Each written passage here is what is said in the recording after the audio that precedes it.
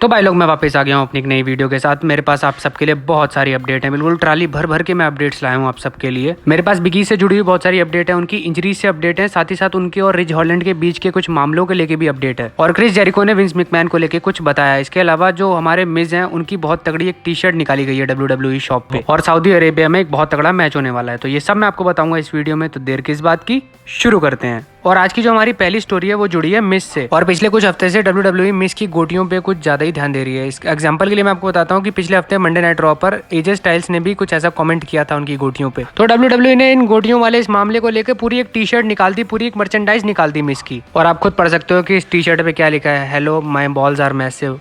और मैं आपको बता दूं कि WWE एक बार को स्टोरी लाइन पे थोड़ा भले कम ध्यान दे, लेकिन मार्केटिंग स्ट्रेटेजी पे बहुत तगड़ा ध्यान देती है। और अब आप लोग WWE शॉप से अगर इस टी शर्ट को, इस मर्चेंडाइज को खरीदना चाहते हो तो फिर खरीद सकते हो, मैं लिंक दे दूंगा आपको। नेक्स्ट बात करते हैं हम बिगी की, जिन्होंने रिच हॉलैंड को लेकर कुछ कहा है। और मैं आपको बता दूं कि रिच हॉलैंड वही सुपरस्टार है जिन्होंने बेली टू बेली सुप्लेक्स लगाया था बिगी को, जिसकी वजह से उनको इंजरी हुई थी। और इस इंजरी से रिकवर होने में अभी भी बिगी को काफी टाइम लगेगा, मतलब मुझे मेरे ख्याल से 1 साल भी लग सकता है। और इसी इंजरी को लेकर रिच हॉलैंड के बारे में बिगी ने कुछ कहा है, वो मैं आपको बताना चाहता हूँ।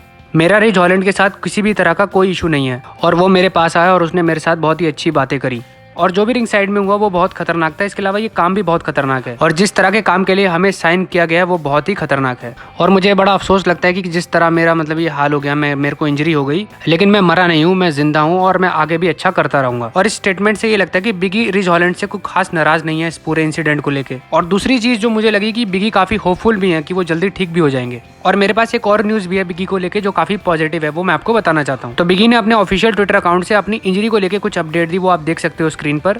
और उन्होंने बताया कि जो उनकी C1 बोन है वो अभी ठीक से बन नहीं पा रही है, और जो ऊपर वर्ड लिखा है ना ओसिफाइंग, इसका मतलब ही होता है कि हड्डी का बन जाना। और बिगी ने ये बताया कि करंट प्लान के हिसाब से अभी वो और स्कैन करवाएंगे पूरे 1 साल तक, और देखेंगे कि कैसी प्रोग्रेस रहती है। और बिगी ने एक गुड न्यूज दी, एक ग्रेट न्यूज भी दी, कि उन्होंने बताया कि मैं बहुत ही बढ़िया महसूस कर रहा हूँ और मुझे सर्जरी कराने की कोई जरूरत नहीं है। और ये बहुत ही अच्छी खबर है कि बिगी को सर्जरी करानी नहीं पड़ रही है, लेकिन उनको जो स्कैनिंग्स है, उनकी जो प्रोग्रेस है वो काफी लंबी जा रही है, जैसे कि आपने ट्वीट में पढ़ा कि उनको पूरा 1 साल लगेगा अभी। तो अब देखने वाली बात ये होगी कि बिगी अपना रिटर्न कब तक कर पाते हैं। नेक्स्ट बात करते हैं हम अपने ट्राइबल चीफ रोमन रेंस के बारे में। तो आपको पता होगा कि रेसलमेनिया 38 में ब्रॉक लेसनर को हराने के बाद और अनडिस्प्यूटेड यूनिवर्सल चैंपियनशिप जीतने के बाद रोमन रेंस ने अपना टाइटल सिर्फ एक बार डिफेंड किया, वो स्मैकडाउन के एपिसोड में अगेंस्ट मैट रिडल। इसके अलावा किसी भी पेपर व्यू में उन्होंने अपनी चैंपियनशिप को डिफेंड नहीं किया है, ना हेल इन अ सेल में, ना मनी इन द बैंक में, ना रेसलमेनिया बैकलैश में। तो अब WWE ने एक्सट्रीम रूल्स के लिए अपना एक पोस्टर निकाला था जहां पे रोमन रेंस को फीचर नहीं किया गया है, और इससे हमें ये इंडिकेशन मिलती है कि एक्सट्रीम रूल्स में रोमन रेंस का कोई मैच नहीं होने वाला है। और मैं आपको बता दूं कि समर स्लैम में रोमन रेंस ऑलरेडी बुक है अगेंस्ट ब्रॉक लेसनर। इसके अलावा क्लैश एट द कासल में भी रोमन रेंस बुक है, लेकिन एक्सट्रीम रूल्स में अभी तक कुछ पता नहीं है। और ये एक्सट्रीम रूल्स का अभी पहला ही पोस्टर है, तो क्या पता आगे प्लान्स चेंज कर दे WWE और रोमन रेंस का कोई मैच हो जाए, लेकिन फिलहाल के लिए ऐसा लग रहा है कि रोमन रेंस एक्सट्रीम रूल्स में नहीं आ रहे हैं। अब बात करते हैं बियांका ब्लेयर की, जिनका एक ड्रीम मैच है, उसके बारे में उन्होंने कुछ एक पॉडकास्ट के दौरान कुछ बताया। उन्होंने कहा कि वो शार्लेट फ्लेयर के साथ लास्ट वुमेन स्टैंडिंग मैच करना चाहती है, वो भी सऊदी अरेबिया में।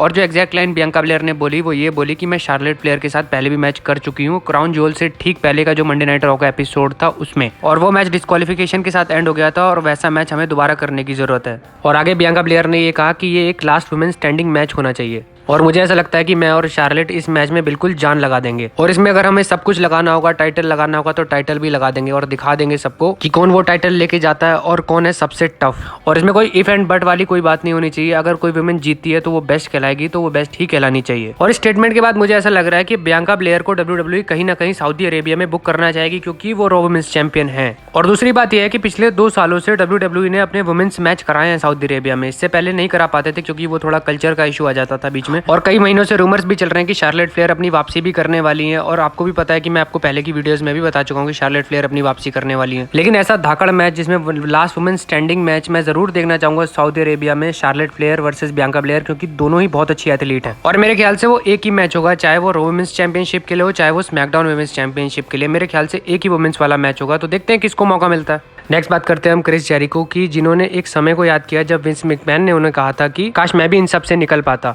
तो क्रिस जेरिको ने कहा कि मुझे विंस मैकमैन के साथ काम करना बहुत पसंद था, और मुझे पसंद था कि जिस तरह विंस मैकमैन मुझे पुश करता था और मुझे चैलेंज देता था। और मुझे हंसी आती थी जब लोग कहते थे कि देखो विंस मैकमैन हार गया, या विंस मैकमैन को मैचेस या सेगमेंट बुक करने नहीं आ रहे हैं। और कभी कभी कुछ चीजें गलत हो जाती थी, लेकिन आप उस बंदे के साथ डील कर रहे हो जो ये काम पिछले 40 साल से कर रहा है। और मुझे अच्छे से याद है कि 2005 में जब मैं WWE से जाना चाह रहा था, और मैंने विंस मैकमैन को कहा कि मैं निकलना चाहता हूँ, और विंस मैकमैन ने आगे से मुझे कहा कि काश मैं यहाँ से निकल पाता, लेकिन मैं कभी नहीं निकल सकता। और 2-3 सेकंड के लिए वो एकदम चुप हुए, लेकिन वो फिर वापस बैक टू विंस मैकमैन बन गए। और ये जो पूरा इंसिडेंट था, ये क्रिस जेरिको ने अपने एक पॉडकास्ट के दौरान सबको बताया, सबके साथ शेयर किया। अब मैं इसके बारे में क्या कहूँ, आप ही लोग मुझे बताओ कमेंट सेक्शन में कि आपको क्या कहना है इसके बारे में। और आज की जो हमारी फाइनल स्टोरी है वो जुड़ी है फाइटर फीस्ट से, जो कि डायनामाइट का एक शो था, और बहुत ही बढ़िया मैचेस थे इस शो के दौरान। मैं आपको कुछ मेन हाईलाइट बताता हूँ। जो मेन मैच था वो था AEW वर्ल्ड हैवीवेट चैंपियनशिप के लिए जॉन मॉक्सली वर्सेस टकेटीशी। और अगर मैं मैच की बात करूं तो मैच बहुत ही शानदार था, और जॉन मॉक्सली का मैच था तो खून खराबा होना ही था। और एंडिंग मोमेंट में जॉन मॉक्सली ने अपना सबमिशन लगाया और टैप आउट कर दिया टकेटीशी ने। इसके अलावा TNT चैंपियनशिप के लिए वार्डलो वर्सेस ऑरेंज कैसिडी का मैच सेट था, और ज्यादा कुछ ऑरेंज कैसिडी कर नहीं पाए। वार्डलो की अच्छी बुकिंग अभी भी जारी है, और इस मैच में जीत गए हमारे वार्डलो। इसके अलावा AEW world tag team championship के लिए भी मैच था, और इस मैच में टाइटल चेंज हो गया, और हमारे स्वेयर इन अवर ग्लोरी वाली जो टीम थी, कीथ ली वाली टीम, वो जीत गई, और अब वो हमारे AEW world tag team champion है। और जब से कीथ ली रिलीज हुए हैं WWE से, और जब से वो AEW में आए हैं, तब से उनका ये पहला गोल्ड है AEW में। पर मैं तो कीथ ली का AEW में एक सिंगल्स रन देखने के लिए बहुत बेताब हूँ, बहुत एक्साइटेड हूँ। तो देखते हैं आगे क्या होता है। और ये थी मेरी आज की वीडियो। प्लीज चैनल को सब्सक्राइब कर दो, लाइक कर दो और शेयर कर दो।